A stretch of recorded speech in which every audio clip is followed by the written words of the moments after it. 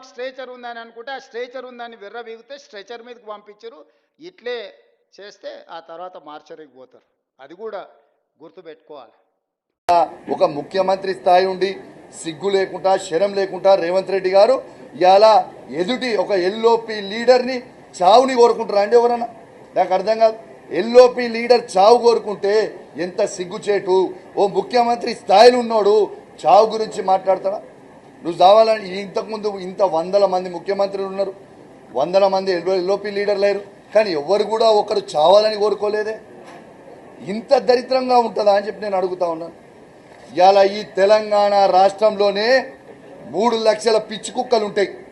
ఆ పిచ్చి కుక్కలకు అధ్యక్షుడే రేవంత్ రెడ్డి అని చెప్పి ఈ సందర్భంగా మీకు తెలియజేస్తా ఉన్నాను. ప్రజలు ఏ విధంగా ఉన్నారంటే, నువ్వు ఇచ్చిన 6 గ్యారంటీలు హామీలుతో ఏ విధంగా అయితే నువ్వు ప్రజలకు ఇచ్చినావు, ప్రజలని నమ్మించినావో, నిన్ను నమ్మి ప్రజలు ఓటేసినందుకు ఇవాళ ప్రజలు పెడుతున్న శాపనార్థులకు కుక్క సాగు చచ్చేది రేవంత్ రెడ్డి అని చెప్పి సందర్భంగా తెలియజేస్తా ఉన్నాను. గ్యారంటీగా చెప్తా ఉన్నాను, ఇది ప్రజలు తెలంగాణ ప్రజలు పెట్టే శాపాలకి కుక్క సాగు చచ్చేది రేవంత్ రెడ్డి అని చెప్పి చెప్పక తప్పదని చెప్పి సందర్భంగా తెలియజేస్తా ఉన్నాను.